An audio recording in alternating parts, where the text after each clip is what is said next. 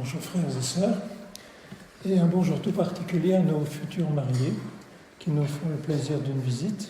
Que le Seigneur vous bénisse. J'aimerais vous parler aujourd'hui d'un sujet qui fait là rarement l'objet d'un message et qui pourtant nous occupe tout le temps, au moins 5 jours sur 7, c'est-à-dire le travail. Et pour vous mettre dans le bain, je vais vous poser une question. Est-ce que vous savez d'où vient le mot travail? Est-ce que vous connaissez l'étymologie? Accrochez-vous. Ça vient d'un verbe bas latin, tripaliare, qui signifie torturer. Et ce verbe est formé sur un nom qui signifie le tripalium, qui était un instrument de torture. Nous voilà en plein dans le sujet. Et en allemand d'ailleurs, ça n'est guère mieux. Arbeio, c'est le vieux mot vieux haut-allemand qui désigne un enfant orphelin astreint de durs travaux. Donc il faut vraiment que nous voyions d'où vient en fait le travail, comment est-ce qu'il est entré dans l'humanité. Et ensuite, je vous propose aussi de voir dans quelle mentalité le chrétien travaille. Pour finir, sur un sujet qui est tout à fait d'actualité, une réflexion à propos de notre attitude envers la nature. Après tout, nous sommes une église plutôt de nature rurale et nous avons beaucoup de contact avec la terre. Le travail à l'origine. Ce que je viens de vous rappeler, ça montre que l'étymologie, comme bien souvent, reflète l'histoire de l'humanité. Et l'histoire du travail humain a souvent été marquée d'innombrables peines et souffrances. Et c'est ce qui amène même certaines personnes à penser que le travail est maudit, ce qui est complètement faux. Ce qui a été maudit, c'est le sol, et non pas du tout le travail. Il y en a même qui pensent que le travail, c'est la conséquence du péché. Il faudrait ouvrir la Bible pour se rendre compte que c'est complètement faux.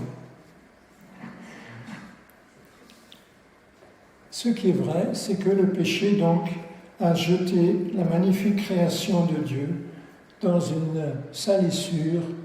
Il a attiré sur la création de Dieu une souillure épouvantable qui a défiguré la belle œuvre de Dieu. Et c'est là ce que je voudrais vous rappeler en vous lisant les quelques versets de Genèse 2 qui nous montrent ce qu'a été le travail tout à fait au début. Genèse 2, versets 7 à 9. L'Éternel façonna l'homme avec de la poussière du sol, il insuffla dans les narines le souffle de vie, et l'homme devint un être vivant. L'Éternel, Dieu planta un jardin vers l'Orient, l'Éden, le pays des délices. Il y plaça l'homme qu'il avait façonné. Et ensuite, un peu plus loin, versets 15 à 17, c'est là que nous touchons vraiment notre sujet. L'Éternel Dieu prit l'homme et l'établit dans le jardin d'Éden pour le cultiver et le garder. Et l'Éternel Dieu ordonna à l'homme: mange librement des fruits de tous les arbres du jardin, sauf du fruit de l'arbre du choix entre le bien et le mal. De celui-là, n'en mange pas, car le jour où tu en mangeras, tu mourras. C'est extrêmement simple, juste quelques versets, mais qui sont très importants. Vous voyez donc le 3e jour de l'histoire du monde, Dieu a non pas bâti un magnifique palais d'or. Vous avez remarqué que dans ce paradis, il n'y a aucune construction. Non pas un palais d'or, mais il a planté un extraordinaire jardin avec toutes sortes de plantes, toutes sortes d'arbres, avec des fruits délicieux. Et puis ensuite, il y a amené l'homme et la femme et les a en quelque sorte mis à la tête de tout cela. Voilà ce qui sera leur chez-soi, où ils allaient pouvoir vivre et déployer les magnifiques facultés que le Seigneur leur a données. Et si vous regardez bien, dans le verset 8 du chapitre 3, il semble bien que ces deux hommes ont un magnifique voisin, Dieu lui-même. Le soir, Dieu se promène dans sa création et cherche plutôt Adam. On a donc l'être humain placé au centre d'un immense domaine magnifique, créé par son Créateur, pour lui, pour son bonheur, et aussi pour qu'il puisse exercer sa responsabilité. Dieu lui dit de le cultiver, c'est-à-dire de le mettre en valeur, de l'entretenir, le développer avec tous les moyens que Dieu lui a donnés, et de le garder, c'est-à-dire de maîtriser toute la luxuriance naturelle et peut-être aussi d'empêcher les déprédations des animaux. Voilà le travail donc qui est assigné aux deux humains. Et remarquons bien que ce n'est pas pour se nourrir, il n'y a pas du tout la relation entre travail et se nourrir, mais pour s'exprimer, pour déployer toutes leurs multiples facultés de création, d'organisation, de développement que le Créateur leur a donné. Pour se nourrir, eh bien, ils ont une infinie variété de fruits, de plantes que Dieu a créées, que Dieu a plantées, et là, ils ont un choix absolument énorme. Et dans cette énorme profusion, il y a juste un arbre qu'il ne faut pas toucher, d'après ce que Dieu leur a dit, et dont ils n'ont d'ailleurs absolument pas besoin. Il y en a tellement d'autres qu'il n'y a pas du tout besoin de toucher à celui-là. Et imaginez donc leur bonheur d'être à la tête de tout cela et de pouvoir ainsi louer leur Seigneur, leur Créateur, pour toutes ces belles choses que non seulement il a faites, mais qu'il leur a en quelque sorte mis à disposition. Et dans ce magnifique environnement, ils ont le voisinage du Créateur lui-même. Ils vont pouvoir donner libre cours à toutes leurs facultés physiques, intellectuelles, et s'épanouir dans tout ce travail, toutes ces activités plutôt, je ne vais pas employer le mot travail pour l'instant, sous le regard aimant et peut-être aussi amusé de leur Créateur. On comprend qu'en hébreu, le mot travail signifie aussi service. Et en effet, dans leurs activités quotidiennes, les deux hommes pouvaient exprimer à leur Créateur la joie d'avoir reçu tout cela et l'adoration en face de toutes les beautés que le Seigneur a ainsi déployées. La reconnaissance, la louange qu'ils ressentent en face de tout cela, et dans une situation pareille. Celui qui les avait faits était bien aussi celui qui pouvait le mieux les rendre heureux. Et ils étaient certainement heureux dans cet environnement. Et là, on peut comprendre aussi cette parole de Salomon dans le livre des Proverbes, où il nous dit que le bien le plus précieux de l'homme, c'est l'activité. Ce n'est pas l'oisiveté. Surtout quand cette oisiveté est imposée en quelque sorte par le chômage, par exemple. J'ai entendu dire des personnes que c'est le chômage qui est une malédiction. Et c'est donc ce bonheur que le diable est venu fracasser par son mensonge. Cette bénédiction si concrète, eh bien, les hommes l'ont changée, l'ont échangée contre du vent et contre une phénoménale déception. Accepter un instant un soupçon contre Dieu, alors qu'il ne peut y avoir que reconnaissance et joie, soupçonner le mal et imaginer qu'on serait plus heureux, ou qu'on serait aussi heureux et même plus heureux en dehors de Dieu. Voilà la folie qui s'installe dans la cervelle de quiconque accueille un mensonge de Dieu, que ce mensonge soit subtil ou qu'il soit grossier. Celui de ce cas-là était particulièrement grossier. Et les voilà chassés, les voilà jetés dans l'inconnu, où il va falloir travailler cette fois-ci non pas simplement pour déployer leurs possibilités, mais pour survivre. Cette fois-ci, c'est là l'urgence. Travailler un seul maudit à cause du péché, loin de la présence vivifiante du Créateur.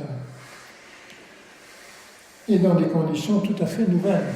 Je vous lis dans le chapitre 3, verset 17, ces conditions tout à fait inconnues jusqu'à présent. Puisque tu as écouté, c'est Dieu qui dit cela à Adam, puisque tu as écouté ta femme et que tu as mangé du fruit de l'arbre dont je t'avais défendu de manger, le sol est maudit à cause de toi. C'est avec beaucoup de peine que tu en retireras ta nourriture tout au long de ta vie. Il te produira des épines et des chardons, et tu mangeras et tu mangeras des produits du sol. Oui, tu en tireras ton pain à la sueur de ton front, jusqu'à ce que tu retournes au sol dont tu as été tiré, car tu es poussière et tu retourneras à la poussière. Travailler non plus pour le plaisir, mais simplement pour vivre, pour survivre, pour ne pas mourir de faim, dans un environnement hostile, où ils vont faire une expérience tout à fait nouvelle qu'ils ne connaissaient absolument pas auparavant, l'expérience de l'échec, l'expérience du tout ça pour rien, ce qu'ils n'avaient jamais connu auparavant. Voilà donc le point de départ. Et maintenant, nous, aujourd'hui, quand nous travaillons, dans quelle mentalité est-ce que le Seigneur voudrait que nous agissions? Voyez, le péché a brisé cette relation harmonieuse, naturelle, entre le Créateur et sa créature. Et les conditions sont devenues tout à fait nouvelles. Et en fait, la raison de cette catastrophe, c'est cette tentative absurde de faire son bonheur en dehors de Dieu et sans lui. Ça n'a rapporté à l'homme qu'une chose, c'est la domination de Satan et du péché.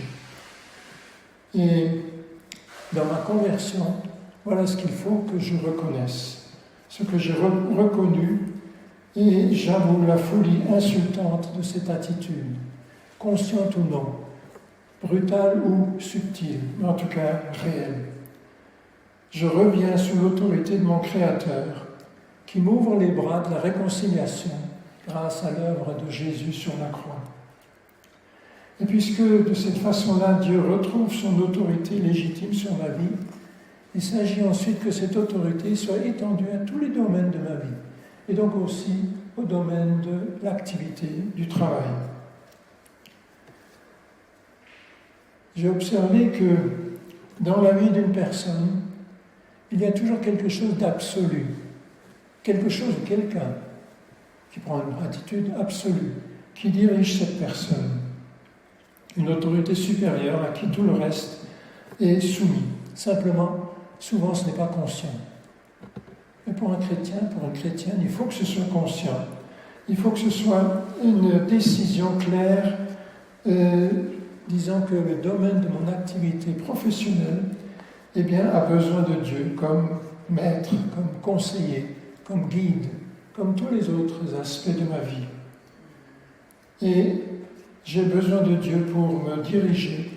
Lui, il en est seul digne, mais il en est vraiment capable. Et il veut aussi le faire. Et c'est le seul dont je n'ai pas à craindre d'être trompé. Le seul qui ne m'exploitera jamais. Et qui va toujours me rappeler aussi la priorité du bien sur le mal. Et aussi la nécessité de veiller au bien des autres, pas seulement de moi. Tout cela parce qu'il m'aime et parce qu'il veut que cet amour ne reste pas simplement dans ma vie, mais qu'il rejaillisse en quelque sorte aussi sur les autres, de sa part. Un amour qui s'exprime par le respect, qui s'interdit toute exploitation, qui s'exprime par la prise en compte des apports des autres et aussi des besoins des autres. Et ça nous amène à la première grande règle que j'exprimais de cette façon-ci, c'est que je sois moi le patron dans ce travail, ou que j'en sois simplement un employé. Je sais que au-dessus de moi, j'ai un maître. Rappelez-vous ce qu'en dit l'apôtre Paul dans Colossiens chapitre 4, verset 1. Maître, ou si vous préférez patron, traitez vos serviteurs, vos employés avec justice et d'une manière équitable, car vous savez que vous avez vous aussi un maître dans le ciel. Et ceci étant, cela entraîne des conséquences pratiques sur la manière de travailler. Quelques versets plus haut, chapitre 3, verset 22.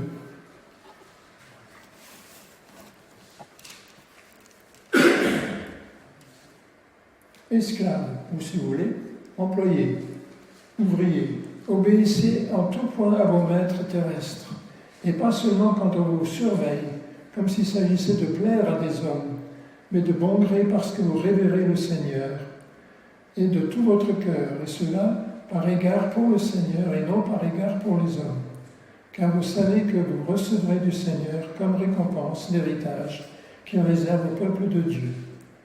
Le maître que vous servez, c'est le Christ. Celui qui agit mal, quant à lui, recevra le salaire que méritent ses mauvaises actions, car Dieu ne fait pas de favoritisme.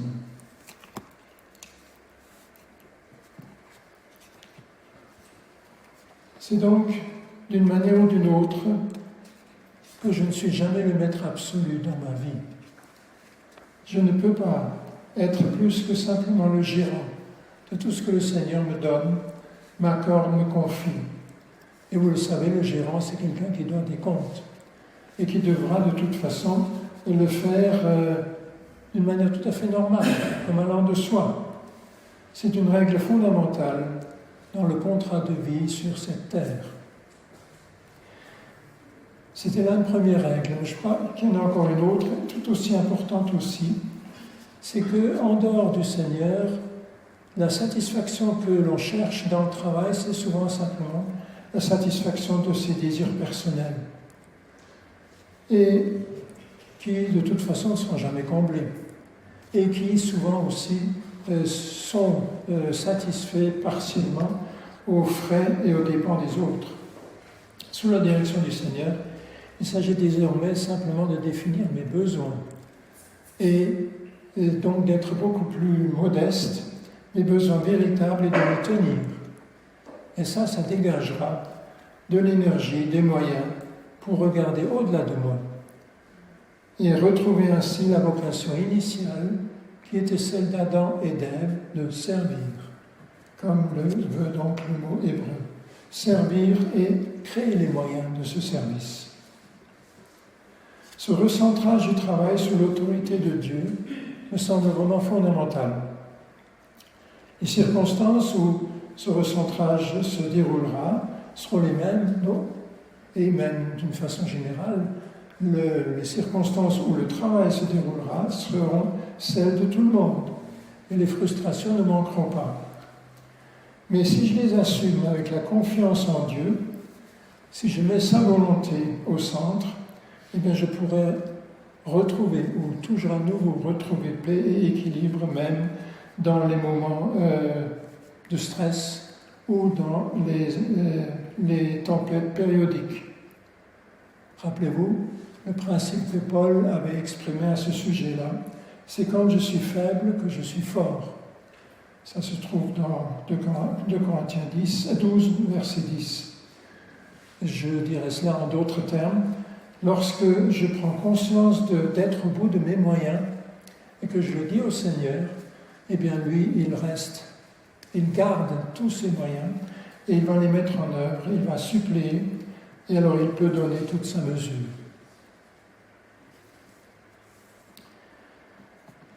Juste quelques idées donc sur le travail. Et maintenant, revenons à Adam et Ève, placés dans leur magnifique domaine naturel, à entretenir et à mettre en valeur. Quelle est notre position en face de la nature? Quelle est notre responsabilité en face de la création? Le travail que cela impliquait, travail entre guillemets, pour les 2 premiers hommes, n'avait rien de pénible. Et c'était un moyen, une manière d'exprimer à Dieu leur joie et leur reconnaissance. Reconnaissance de se voir confier une pareille responsabilité et tant de belles et bonnes choses. Et c'est sûr qu'aujourd'hui, eh bien, l'homme dans son travail agricole par exemple, est loin d'avoir autour de lui un Éden radieux. Et les difficultés ne manquent pas. Mais je crois que dans ce travail de la terre par exemple, il ne faut pas oublier quelque chose que l'apôtre Paul nous dit, mais qui passe souvent inaperçu. Ça se trouve dans la lettre aux Romains, chapitre 8, et je vous lis juste quelques versets. La création était soumise au pouvoir de la fragilité. Je l'ai dit autrement tout à l'heure, c'est-à-dire soumise à cette règle de la décrépitude, du travail inutile ou du travail qui n'obtient pas son résultat. Et tout ça pour rien, comme je disais tout à l'heure. Et je continue ma lecture. Cela ne s'est pas produit de son gré, du gré de la création, mais à cause de celui qui l'y a soumise, c'est-à-dire de l'homme. De l'homme quand il a retiré sa confiance à Dieu. Je continue ma lecture. Jusqu'à présent, la création tout entière est unie dans un profond gémissement et dans les douleurs d'un enfantement. Elle attend, un petit peu plus loin, elle attend avec un ardent désir le retour de son Seigneur pour qu'il libère la création de cette malédiction, de cette loi de la déchéance et qu'il la rétablisse dans une situation semblable à l'origine.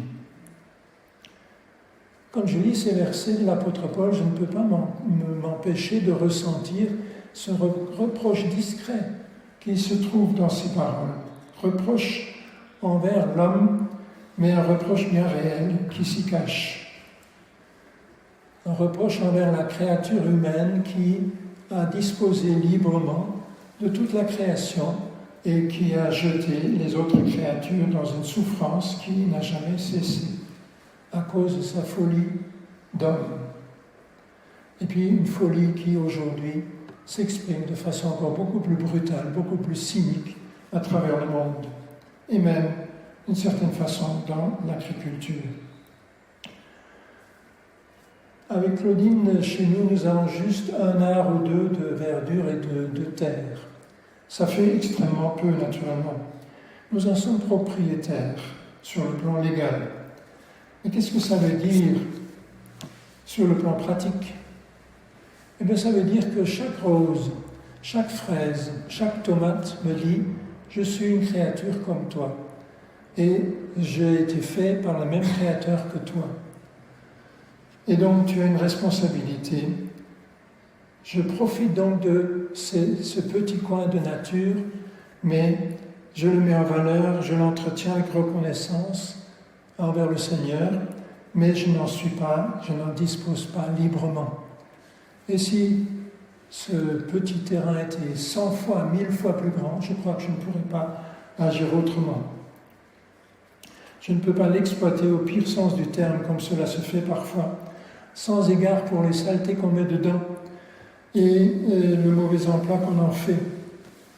On assiste aujourd'hui, vous le savez, je n'ai pas besoin d'insister, à de tels ravages scandaleux, bien connus, et qui parfois même sont cautionnés, sinon entrepris, par des gens qui, par ailleurs, voudraient passer pour chrétiens. Les dérives sont telles qu'il arrive assez facilement aujourd'hui que les agriculteurs ont du mal de joindre les deux bouts, qu'ils soient modestes ou qu'ils soient à la tête d'une grande exploitation. Eh bien, c'est le même problème. Et ce qui est encore plus étonnant, c'est qu'en Afrique, par exemple, les agriculteurs sont souvent les premières victimes de la faim. Un agriculteur qui a faim. Moi, je suis fils d'agriculteur et je ne peux pas concevoir cela. Mais c'est pourtant une réalité. Est-ce que je suis un doux rêveur? Peut-être bien. Mais en tout cas, je n'attends pas grand-chose de l'écologie politique. C'est sûr que ce problème devrait être entrepris au niveau national et au niveau surtout du pouvoir politique central. Mais j'ai observé beaucoup de choses. J'ai observé en 1981 quelque chose que peut-être vous n'avez pas retenu, mais là, le grand pourfendeur national des centrales nucléaires, eh bien, du jour au lendemain, a trouvé que l'atome, c'était tout à fait une bonne source d'énergie, parce que la veille, Mitterrand l'avait bombardé, ministre de l'écologie. Il y a quelques années, à Kyoto, la France a pris l'engagement de réduire ses émissions de gaz à effet de serre. Pas toute seule, mais beaucoup d'autres. Et aujourd'hui, non seulement elle ne les a pas réduits, mais elle en produit davantage. Alors j'applique tout simplement le vieux proverbe alsacien qui me demande que pour traiter un problème général, je commence par balayer devant ma propre porte. Et cela ne suffit certainement pas. Mais ça, j'en suis responsable. Ça, je dois l'assumer. Est-ce que vous connaissez l'effet colibri? L'effet colibri. Cherchez, vous aurez une surprise. Mais je ne vais pas insister maintenant. Et je suis bien conscient qu'avec tout ce que je vous ai dit là, je n'ai touché que quelques aspects de ce vaste domaine du travail. Et c'est la cause de beaucoup de préoccupations et de frustrations de l'homme qui croit ne pouvoir être heureux que hors de l'autorité de Dieu, hors de son Créateur qui pourtant l'aime. C'est la même folie que celle d'Adam et Ève un certain jour fatidique. Mais la bonne nouvelle, c'est que si je replace tout cela, moi-même et mon activité, sous l'autorité du Christ, eh bien le travail peut redevenir aussi une bénédiction, même dans les limitations que nous connaissons tous dans les conditions actuelles. Je vous invite à prier. Seigneur, nous sommes heureux de penser que quelles que soient les circonstances où nous nous trouvons placés, tu es auprès de nous et tu viens à notre secours. Et quand nous t'appelons justement à notre aide, eh bien tu ne nous manques jamais. Je peux te rendre ce témoignage que tu es vraiment un Dieu fidèle, un Dieu magnifique, qui, dans le travail et dans les loisirs, se révèle notre Père. Merci de veiller sur nous. Merci de pouvoir recommander mes frères et sœurs encore en activité, de les inspirer, de les garder, de faire d'eux aussi des témoins, de les protéger de toute exploitation, de toute agression, et de les guider par ta grâce pour être le témoin que tu veux qu'ils soient et qui t'honoreront. Loué sois-tu parce que ce domaine-là, non seulement n'était pas indifférent, mais tu y as tellement pourvu. Loué sois-tu en notre Seigneur Jésus. Amen.